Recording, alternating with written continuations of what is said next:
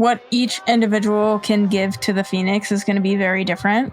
You know, you don't have to do anything like big, wild, and crazy to make it like a meaningful contribution. Do what you're good at and do what you enjoy. So if that means like you host a walk, you know, host a walk. If it means you just show up to the soccer game to help hand out stickers, then do that. But just do whatever works for you. Stories are powerful. Welcome to the Rise, Recover, Live podcast, brought to you by The Phoenix. This is a space where people impacted by substance use can come to share their story of strength and resilience, get open and honest, and inspire hope and build community through shared experience. We'll be talking to people in our community on their own recovery journey and shine a light on the topic of recovery in all its forms. Maybe you'll hear some of your story in theirs. Let's show the world that together we rise, recover, and live.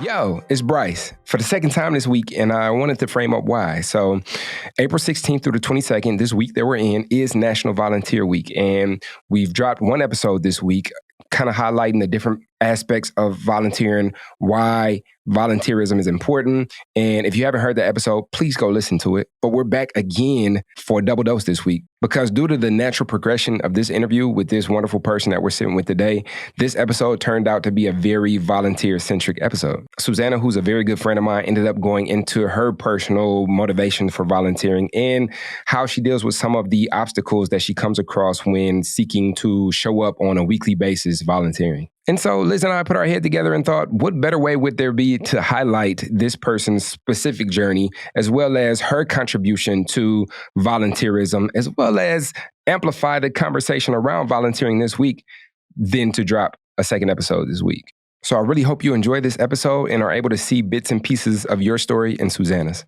And once again, I just want to send a heartwarming thank you and an energy of gratitude to all of you who are contributing to spaces in your life where you show up and volunteer.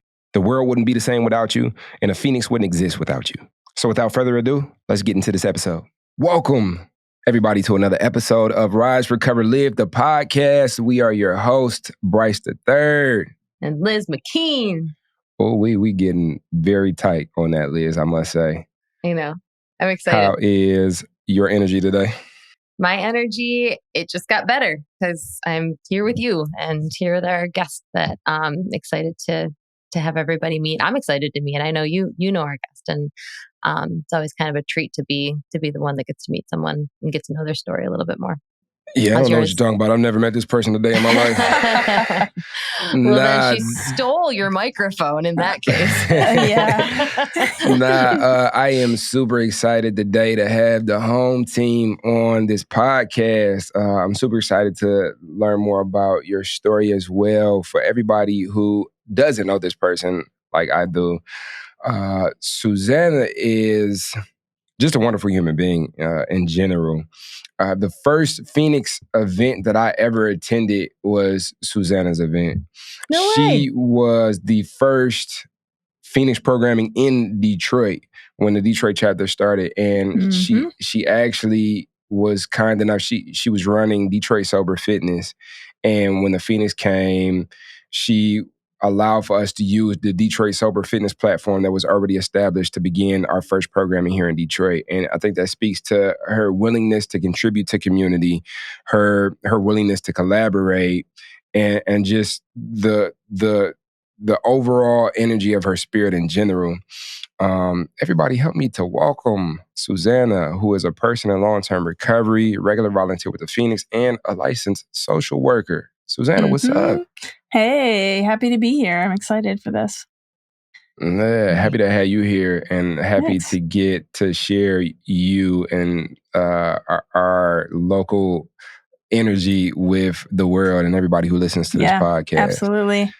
You're going to make me jealous today, aren't you, that I'm not in Detroit? That doesn't happen. I know. That is a rare occurrence. So if we could do it today, we've done a wonderful job. I already am a little bit because you got cool people there. So I'm excited to get to know her. So Susannah, right quick, how's your energy? My energy is pretty good today. I'm feeling good. I'm excited. It's a beautiful day here in Michigan. It's chilly, but it's really beautiful out. It's Thursday, kind of hitting that home stretch on the week. That's always good. And yeah, I'm doing pretty good. That's good to hear. Yeah, the sun is shining. It's a beautiful day. And I stepped outside like, oh, it's a beautiful day. I'm about to go outside, maybe take a walk. I went outside on the porch like, oh, I'm going back in the house because the sun tricked me. I will look at the sun from the window. It's that time of year in Michigan for sure. It's like, oh, it looks so nice outside. And then you step out and you're like, it's nice, but it's also very cold. Is that called a catfish? Is that the right way to use catfish? I mean, obviously with like it would be people. Maybe. But like, I've never heard it used like that. I've never heard it used like that, but I will absolutely accept it as a catfish. This weather is catfishing for sure. That's crazy. It's like you misrepresented yourself. That's hilarious. That's actually a great way to describe it. That's funny. It is. It actually is. Wow. There you go. So, Susannah, let's dig right in. I think one of the first things I want to just kind of like inquire around to get to know you more is like, how do you define your recovery? And how did you come to be in a place to where you thought that was the step for you in life? I have been in recovery for just right on 6.5 years. And I was at like a point in my life where, I was kind of in this cycle of like fall down, get back up, fall down, get back up for like months really. And finally, I don't really know what necessarily clicked, but finally, whatever needed to click, I think the value that I was getting out of drinking had to, like, at some point, the scales just had to tip of, what's the value of what I'm getting out of drinking versus what's the value that I'm getting out of being sober. And for a long time, it was kind of this little like game between the two. Eventually, at one point, the scales finally tipped, and that was it. Yeah. So yeah. I think that's an important thing that maybe doesn't get talked about as much as it should is that there is value in like even the drinking. Like for at some point it brought value. At some point it felt like either a solution to a problem or something that felt fun or something that felt celebratory. And I feel like looking back on my journey, sometimes I feel like I'm not supposed to fondly remember memories that included alcohol because I know what the rest of the story was going to look like. Like I know where that train was heading, and it was into a wall. But for a little while, like there's some happy things. Like I don't know if I would have met my husband if it wasn't for being a person who drank at one point. And I think honoring that there were times where there was some value, and then recognizing that ultimately it didn't serve me, and that there was a lot of really bad times, and that's when actually far before it ended that relationship with alcohol, it stopped being of value. But being able to say that, being able to be honest about like where it started, and give, not completely negate that part of your life, because that was part of your life, that was part of your journey. At the time, it was like a very, both like the job that I was at the time, the city that I was in, which I think every city, there's lots of drinking and stuff that goes on in pretty much any city that you're in. But the city that I was in, the group of people that I worked with, the culture of the job that I was at, the culture of like the city, very much everything surrounded that. And it was like, you had a great day. Cool. Great. Let's celebrate. You had a terrible day. Cool. Let's go forget about it. And so this like, especially alcohol, and I think every substance is very similar of like, you use it for the good times and you use it for the bad times. And it's kind of this catch-all thing that we feel in the moment is going to make that thing better. Whether you feel like it's heightening something that's already positive, or you feel like it's kind of dampening or getting rid of something that you feel like is negative. It's that catch-all. What city did you get sober in? Asheville, North Carolina. Okay. Was the culture down there different than like Detroit? Yeah, but it's, I mean, Asheville especially is like brewery central. So you can't go anywhere without things just being like breweries. Like most of the restaurants, again, like most cities that you go to, like alcohol is like a heavy feature. But there it was definitely like a pretty significant feature of the landscape, because it wasn't just like here it's like, oh, there's like loads of restaurants and stuff and all of them serve alcohol for the most part. But there it was like, oh, you're going out, every restaurant is also a brewery, and that's kind of like a peak feature of whatever you're going to. Brewery capital of North Carolina. I didn't know that. Interesting. So like, it's one thing to seek a new way of life, to say like, yo, this thing that I was doing isn't working for me anymore. So let me go ahead and get rid of that and embrace something new. But it's a whole nother thing to want to share that newness with the world. Mm-hmm. And, you know, even the fact that you're a licensed social worker, which like, I have quite a few like social worker and teacher friends, and just like the stories that I would hear about like trying to push change and how it can be kind of like pushing a boulder up a hill has always kind of like scared me from like getting into anything like that, right? Mm-hmm. So what drew you to service work, social work? And then let's talk a bit about like creating community for people in sobriety. I entered the realm of social work before I got sober. So when I was in undergrad, I actually initially wanted to go into exercise science, kind of with this goal in mind of either like occupational therapy, physical therapy, like something like that. And then I took a few science classes and was like, this is not the thing for me. So, but I still wanted to be in the general like helping professions, which I consider, occupational therapy, physical therapy is definitely a helping profession. And so I was kind of thinking, what's something similar in line with that's going to be in this helping field, but that it aligns a little more closely with what my skills and abilities are. And social work was the thing that kind of came up. My first job out of grad school was in residential psychiatrics. So I was working with kids in a residential program, which is extremely intense, which is part of why the culture of that job was unfortunately a lot of like drinking, because it was really intense and you had to witness a lot of like really crazy stuff. But I think I still had, even though that was kind of the backdrop of what was going on, there's still what I always refer to as this balance that you have to have in social work, which is this like tough and tender balance. Because with social work, just with the nature of the job, it's working with like difficult stuff, and you have to be really tough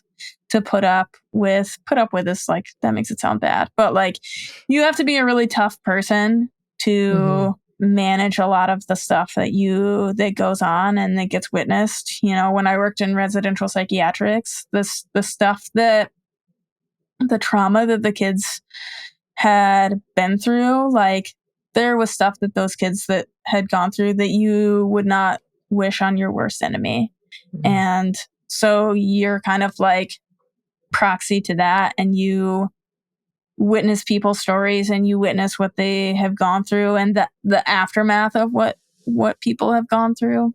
And so there's that like tough side that you have to have, but then there's also this like balance of tenderness that has to go along with it.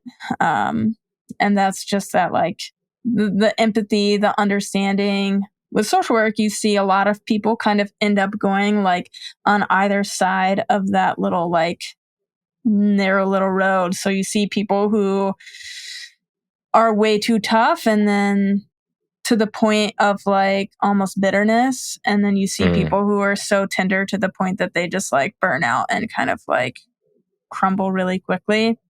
And so it's just figuring out how to ride that line. And that's something that for whatever reason I am like decent at.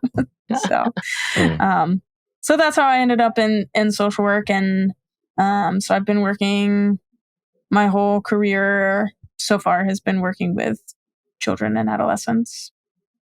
Wow. I'm just thinking it makes sense that being someone who's kind of supportive of and part of the recovery community feels very parallel in that you are this, the person with the outstretched hand, the person who, when somebody's like, I'm struggling with this, or my loved one is struggling with this, their loved one is going to be like, go see this person, go see Susannah, you are the one you're the bridge to so many solutions. And then you're also only a human person who's working within a system that has a lot of flaws and has a lot of stopping points. So you're the one who can say, yes, here's some solutions. And you're also the one that is, I would imagine, probably forced often to say, this doesn't work. Like, I don't have the answer. And that I would think would probably be a really challenging part. And I mean, I see that in recovery, when we're just supporting one another in recovery, like finding that, just like you said, kind of walking that line of being there for each other and also knowing where your limits are, both personally and just systemically. And knowing that that's not, it's not your fault, and it's also not your responsibility, but also it will always kind of feel that way because you are a loving person, because you are a person that wants to help, because you do want to, save the world. And unfortunately, we don't have the power to do that. So that definitely takes a special kind of person to be able to do that and still take care of yourself. Do you feel like those traits of compassion and attentiveness to people who are going through things, like was that always like inherent, like in your process? Was that always something that came natural to you, or was that something that you had to cultivate? How was it before you sought recovery and after, in regards to cultivating those traits? Did you have those before, or was that something that was cultivated afterwards? I think it is something that has always been like relatively, part of my personality is to be like a pretty understanding person, an empathetic person. Those things definitely come naturally. I think though that the work that I do, the realms that I have kind of like walked in, has definitely challenged that, because you come across like really tough personalities, you come across like people who just aren't ready to change, and you can't make people want to change. And so being able to continue to walk through things with people and go through like really difficult things with people, even when they don't want to see anything different in their life. And that can be really hard to figure out how to like stick with people regardless of where they are in their kind of like stages of change, or where they are as seeing like what's going on in their own life as problematic or not, those kinds of things. And I think something that I've always tried to do with what I do, because you have, really difficult situations, especially working with kids, like you work with a lot of really tough kids, but you also work with like a lot of really tough parents. Something that I've always tried to do is find like at least one thing that I like truly appreciate and truly like about the people that I work with. And that helps provide like a way to always see something positive in the situation, even if like a person isn't ready to change, even if a person is kind of like stuck in a rut. Because I know that I was stuck in ruts before, and if people just like gave up on me because I was stuck in a rut, then I'd still be in a rut. Still be in the rut. So like being able to find something positive in people, find something positive in situations is really a necessary part of all of that. Yeah, I mean, that's connection. Like that's like the ability to find connection even where it might feel like connection is hopeless. It's a superpower. Yeah. What did it feel like when you asked for help? I don't know exactly how you found recovery, but like, was there a moment where you had to, as the as the helper, say, I'm not okay, I need help, I feel like sometimes that's especially hard for those of us who are the ones who usually are helping. Yeah, I mean, I think for me, it definitely kind of had to reach like a point of desperation, which I think, that happens to a lot of people. But I kind of reached that point and was like, okay, well, this is certainly not working. So let's figure out what does. That meant at some point just like reaching out to people and finding people to hold me accountable and people who, that I was willing to let in to know what was going on, but also people that were willing to be in the rut with me, even though I wasn't really, I wanted out, but I also like was still there. Yeah. One foot in, one foot out. Mm-hmm. Yeah, that's a bit intuitive too, because I know sometimes like we don't even know where to start. Like that willingness. I don't know, it's just, I guess what I'm scratching at is that you just seem inherently like tapped in. Even how you described when you was going through it. Like, it was like, yo, it got to a point to where like this outweighed that, and that's not working. So I got to figure out what is, and to do so, I'm gonna reach out to people who I'd be willing to open up to. And it's like, whoa, I didn't have none of that. You know what I'm saying? Like that didn't. So reasonable. Yeah, I didn't have none of that. So it's just like, and you spoke on like losing control versus letting go of things that you can't control on the form that you submitted around things you wanted to talk about. And I'm interested in how those things connect, like your ability to assess what it is that you have control over versus what it is you don't have control over, and your ability to take the next logical steps to create what you can out of what you have control over. Like, I think, I don't know, it's just ever since I've known you, that's just kind of been a thing that's radiated off of you. And so, like, where does that come from? Like, how did you cultivate that strength? I don't know, man. I have no idea. That's something that I've been thinking a lot about more recently, is kind of this idea of what you can control. And, when things feel out of control, then do you feed into that like lack of control by letting things get even more out of control, or by like, it's like you choose control by doing something that's out of control.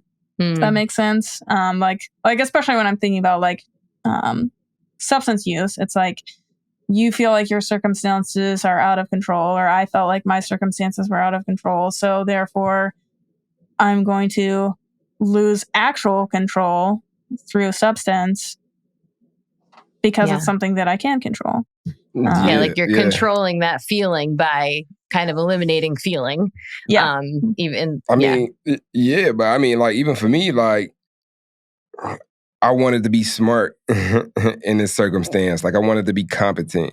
So, like, I'll take a drug that makes me feel like I seem smart right now.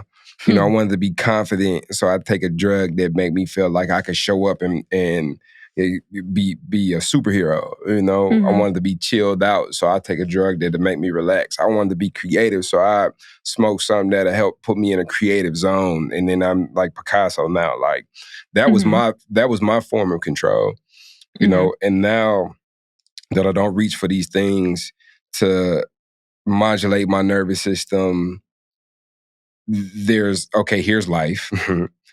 Here's what I have no control over, which is an antenna to even be able to assess. Because, I could do this, I could do that, I could do this. But then you get up against a wall and it's like, yo, like I this is what it is. And so how do I reconcile with my spirit and allow for me to be here in this? And then what I've learned is that's led to like real deal development that still lasts. There's continuity. It's still going on tomorrow. Today's development is built off of yesterday's development. Where it's like, yesterday I was confused. Today I'm still confused as hell. And yesterday's confusion has led to the little bit of clarity built inside of today's confusion. And the ball keeps rolling, and eventually I gain clarity, or before you know it, I become competent. And it's like, like that's built off of sitting in confusion versus I'm confused, but I need to be smart in this moment. I need to be competent in this moment. So let me figure out how to make it look like I'm competent, or like boost me up using something artificial to feed into that competence. And that's been what recovery is for me, like the continuity and the increased quality of life and the molding my life in alignment with what it is that I intend versus having to show up and put a mask on today so that you think that I am what it is that I think that you want me to be. Does that make sense? Yeah. No, I'm definitely tracking. Yeah. The loss of control there, I think, sometimes catches us off guard. My drug of choice was alcohol. Susannah and Bryce, I know you had a buffet, and sometimes this is a thing that's working. And like you said, like this is going to allow me to show up in the way that I want to show up right now, or be the person that I really want you to see me as, or I want to believe that I am in this moment, or maybe the functionality in that circumstances, like I want to just not feel, I just want to not be, and the way I can do that is by using this thing. And then really, I kind of almost shockingly, it catches us off guard when we realize that we don't have control of that control anymore. That like, that's, suddenly I need this even when I don't want to, even when I don't need to feel that way, even when I don't need to be anything but who I am, even when I wake up in the morning and I wish I could just be fine, and maybe need a cup of coffee or something, but shoot, like when did this happen, and at that point, you're just like, I don't even know who I am underneath all this, so let me just keep reaching for that because that's the only thing I know how to do. And now the control becomes, just part of the chaos. And yeah, that's definitely the point where that desperation and the panic comes in. And if you have, some reasonable reason left in you, then you do exactly what you did, which is be like, this isn't working anymore. Now I kind of want to bend the corner a little bit, because there is the way that we navigate solitude. There's the way that we navigate our own self-expression and our own personal development.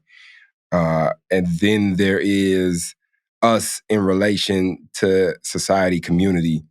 And man, when I think about like volunteerism, like I see your name, I see your face. You've been showing up week after week ever since the Detroit chapter was formed with your CrossFit class. So that's 2 years. Before that, you were showing up with Detroit Sober Fitness, and you just show up. Why is volunteering so important to you? Great question. I think a large part of it is like when I first got sober, around the same time, I started doing CrossFit, and a friend of mine was doing it and she got me into it. And so I started doing CrossFit, and CrossFit is not cheap, as most people know. A typical CrossFit membership is like $150 a month.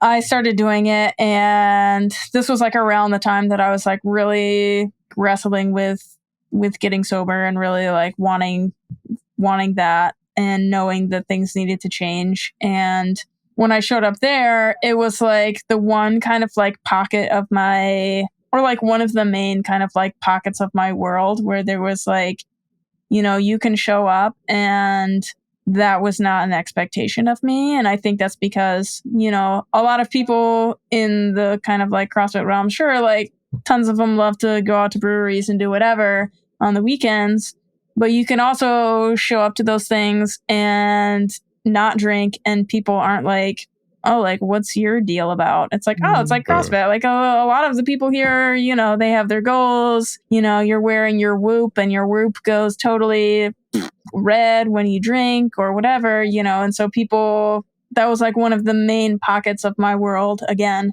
where people just like could care less if you showed up and you weren't drinking.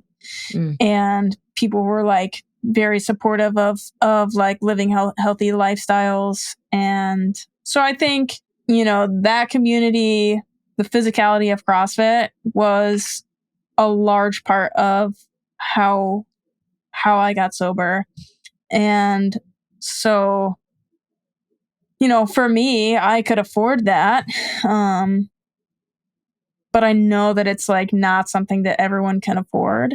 And so that was something that I was like, I need to give this to people because it was something that was monumental in my own journey. And I want to be able to give it back to people because, maybe CrossFit isn't the thing that necessarily like changes their trajectory, but it could be. And if nothing else, it's another kind of like tool in their tool belt, another like pocket of people who's just not going to judge them for making choices for their own betterment. That's why I started doing Detroit Sober Fitness, was because I wanted to make it a free resource for people. And then I learned about the Phoenix in like 2019. And I think around 2019 is when they were like kind of bopping around the idea of like more expansion. Because I think up until that point, I think it was 2019, around then is when they actually started doing more like chapters across the country versus just the like Denver, Boston setup that they had at the time. So that's when I kind of started exploring like, hey, I'm just me. If I can link up with like another group of people who are doing the same thing that I'm already doing, then this can become like a much bigger, better thing than what I can just do on my own. Because that was something like just being able to have like more people doing the same thing, like being able to provide more opportunities, funding things that there's no, like, I can't just like fund whatever. I don't have connections to all the other gyms or rock walls or yoga studios and stuff like that Phoenix is able to kind of collaborate with and like find those people, because I work a full-time job, I'm volunteering on top of that. And so being able to connect with the Phoenix, where I'm still doing exactly what I was already doing, which is providing this free resource, giving back to the people something that was so incredibly impactful and meaningful to me, all while being able to be part of something that's like bigger and more expansive than I can ever be on my own. That's awesome. Was Detroit Sober Fitness like a very similar model, like on a smaller scale to the Phoenix before? Yeah, pretty much. I mean, it was literally just me having a free class once a week on Saturdays at the gym that I was at. Cool. Yeah. So that's very cool. One of the first workouts I did was in a park. Lauren Hodson, a coworker of mine back then, she was like, "Come on, let's just go do a workout." I'm like, "All right," but I didn't know what it was, and I'm taking pictures. And I was in pictures with people because at that point, like there was the Phoenix, Detroit shirts. Everybody had on those, and I didn't know what it was. It was just like I'm out here in the park working out with people that in between workouts, we're sharing our stories with each other, and there's a lot of similar paths and a lot of different paths, but there's this level of connectivity where it's like, oh, these are my people. And for me, somebody who otherwise I probably wouldn't have worked out.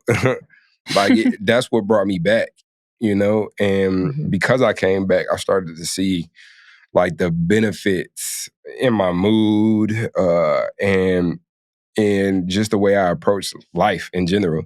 So it was like, I really was having Phoenix moments before I even knew what the Phoenix was. And that really sparked a lot of the ways that I kind of took off running when I got in contact with the Phoenix and when I came on staff and when, even when it comes down to this podcast, like the fact that I had this experience of doing Phoenix but not knowing what Phoenix was, it's like, oh, I wonder how many other people are just not taking advantage of the resources because they don't even know what it is.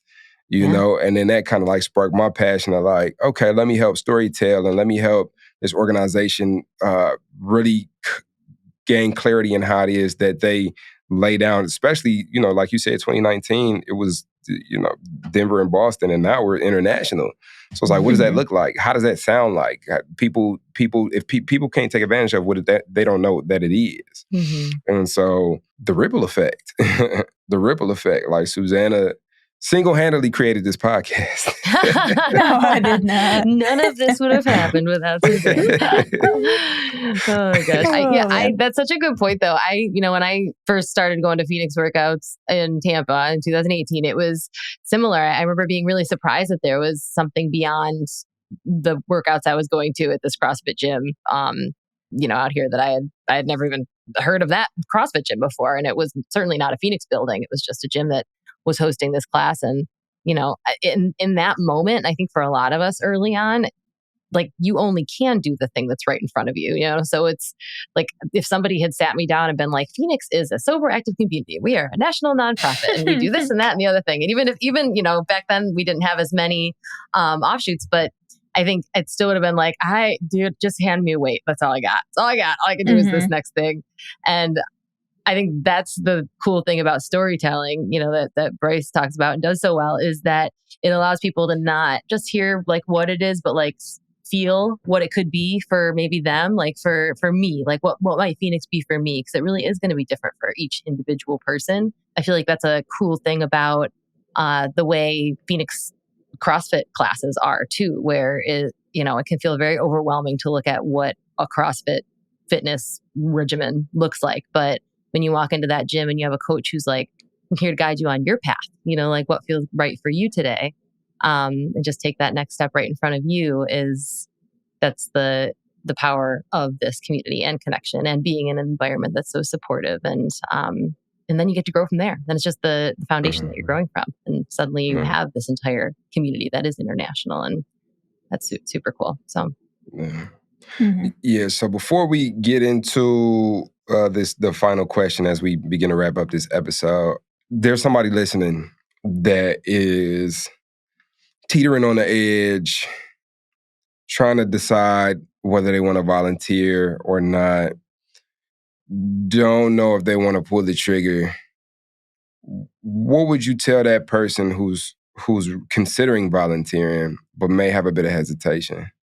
I mean, I think some of the things that I would think about is like what each individual can give to the Phoenix is going to be very different. And, you don't have to do anything like big, wild, and crazy to make it like a meaningful contribution. With the Detroit area, I know that we have there's a lot of volunteers, and some people have like more outward facing kind of roles that they play. And then there's some people who have like more behind the scenes stuff that they do. So like when I think about some of the volunteers, there's definitely some who like don't necessarily even like host a lot of events, but they do a lot of just like spreading the word about the Phoenix and like people that like constantly bring people. So like when I think of like Ryan, for example, so Ryan is like a pretty, he comes to like almost any Phoenix event in Detroit. Like he's probably been to it at least once. And so, but Ryan also is like extremely involved in the AA community in the area. And so when I think of Ryan, it's like Ryan doesn't host tons of events. Like he does host them, but mostly he like helps bring people in, and he is like a smiling face at every single event that he's at. And so, the way the different people volunteer, the way the different people show up to the Phoenix has its own kind of like positive benefits, and you don't have to do anything. Again, you don't have to do anything like wild and crazy to be like a meaningful volunteer with the Phoenix. Come as you are. Yeah. So, but I think like just do what you're good at and do what you enjoy. So if that means like you host a walk, like, host a walk. If it means you just show up to the soccer game to help hand out stickers, then do that. But just do whatever works for you. You just made me want to go and sign up and create a new program. Like I'm about to do a Dearborn walk every Sunday. You're busy, Bryce. I'm excited. We need you on the podcast. Yeah. I mean, it really like, if you like going to coffee shops, cool. Have like a little coffee shop social. Like even if you did it once a year, people are going to show up. Especially now that things are like more established here. I think, it is, once things are more established in a community, it's much easier to just kind of like host something. And like, as long as you have like a handful of people that are going to show up, it'll still be fun, and being able to like just figure out what works, that's helpful. And for me, like there was plenty of times when I was coaching classes when just like no one showed up, and I would just be there and I'd be like, okay, well, whatever, next week maybe they'll come. But I think doing that, it can be discouraging to have those times when like people don't show up or not very many people come. But that just like you show up, you continue to show up over and over and over again, and the people that do come will appreciate it. And it might take a while, but it will be good, and you'll get the people. So, and that's something like, as a volunteer, like the stuff that I run, because I've been running it for, March 2023. I've been running for like close to 3 years. So I have like a pretty solid group of people that are coming. But because of that, anytime I go to another Phoenix event, I tell every single person that comes to my class, hey, I'm going to blah, blah, blah. Come with me. And then like I might get only 1 or 2 people to come with me. But then that introduces them to whatever other event or whatever other like coach or group of people that they might not otherwise be necessarily like thinking to go to.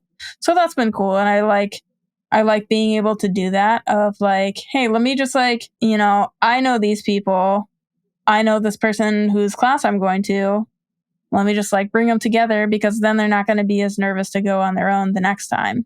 Because that happens with like any kind of thing that you go to. Like if you just show up to something all by yourself, it's really scary. Being the friend to like kind of like connect to other people or connect people to another thing, I think is like very helpful. And as a volunteer, that's something that like I hope that other volunteers do, of like, hey, this is kind of my little group of people, but let me take them with me to this other thing so that now these people actually know each other, and they're going to be more inclined to go on their own, break down those barriers, and let it be a little bit less scary, and still knowing that it takes a lot of bravery for someone to show up for that first time. And sometimes, I think you showing up week after week or however often you do a program, and even if it is a smaller group, or even if there's weeks that nobody comes, just the fact that that's something that's available means there's somebody out there who's seeing that is available week after week. Because we all know it takes sometimes a handful of times to be like, I'm thinking about it. Oh, okay, now I'm going to do it. And having the door open over and over and over again. That's so powerful in ways you don't even know. It's funny because there's sometimes when I like see that people like, because now with the volunteer app, like, or with the Phoenix app, when you're a volunteer, you can like see who signed up for your classes, right? Though there have been times where I've like seen people whose names like pop up and they like sign up, and then I don't see them. They sign up, I don't see them, and then like one time they like sign up and they show up, and I'm like, you're here, and so it's like it's interesting to kind of see that process of like, some people, they might like sign up a couple times before they like finally like get that foot in the door. But then, like you said, they know that it's there, and it might take them a little while, and that's okay. That's okay. I'm just glad that they know that it's there and that we're here. Yeah. I love that. Yeah. So if you're out there listening and you've signed up for a few things and haven't gotten there yet, like, we're just excited for the day that you get there. So just keep on, taking the next step towards it. All right. Well, let's close out this episode with a question, Susannah.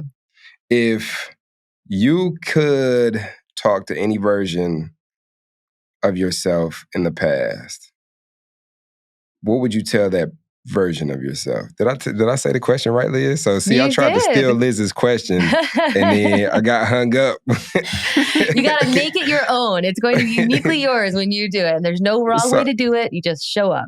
So any previous version of yourself, Susannah, what are you telling that person? What advice, what words, what message would you give to any particular version of yourself in the past? People are still going to love you even when you make mistakes. And even when you don't feel like you're doing things right. Or maybe you legitimately aren't doing things right. Like, people are still going to love you through that. And there's still going to be people to support you and care for you. I love that. Beautifully said. And agree 100%. People are still going to love you. And there's I really think there's just no right way to do this life thing. I think we're all just like doing the very best we can every single moment. Even if in the moment it's like, well, that was a bad choice. It's like, well, you did the best you could then. And now you just do the best you can now. So, well, wise words. And I'm sure there's somebody out there who needed to hear that. So thanks, Susannah. And thank you for being here today. It meant so much to have this conversation with you. Appreciate all that you do. We'll put anything in the show notes that you might mention, but is there anywhere that you want to send folks if they want to connect with you closer, or we can just send them to the Phoenix app, and if they're local, they can find you on the schedule, and if you have other spaces. Yeah, I mean, if you're in Metro Detroit, absolutely come to one of my classes based out of Core City Fitness. That's my home box. Otherwise, yeah, you can follow. I still post a lot of stuff through Detroit Sober Fitness. So if you want to see what's going on at Core City with the Sober crew, you can follow Detroit Sober Fitness on Instagram. Cool. And my own Instagram is Susannah Bliss. So, yeah. Awesome. Cool. Well, thank you. And thank you, everybody who's listening. So connect with us, please, if you could, on the Phoenix app. I'll give Bryce, I'm going to steal this part from you. We'll switch it up. I was ready to do something special too, but that's cool. Oh my God, go ahead, do your thing. I was just going to say it the way you always say it. So now I want to know what the special part is. Go. You was about to ask me, well, Bryce, how do they connect with us? And I was going to come up with another, I was going to say something like you typewrite. You get a typewriter. It has to be an old typewriter, and it's a 250 character max. And you have to send a letter to my P.O. box in Alaska. No. 250 characters max. That's brutal. That's max. Like a weird version of Twitter. And then I was going to say, no, actually what you would do is you would download the Phoenix app off of the App Store or the Google Play Store. When you download that app, when you download the app, you'll have access to the entire community, all of the events going on virtually, as well as if there's in-person programming within your area, those will pop up on your app as well. But when you download that app, there's also community groups. And one of those community groups is the Rise, Recover, Live community group. And when you pop in there, you'll be able to come kick it with me and Liz. Susannah's on there too. Come, holla at us. Let us know what you appreciated about this episode, what you appreciate about the show, what you want to see more of, what you want to see less of, and come talk to us. Once again, download that Phoenix app. Once you get to that, hop in the community group of Rise, Recover, Live, and come talk to us.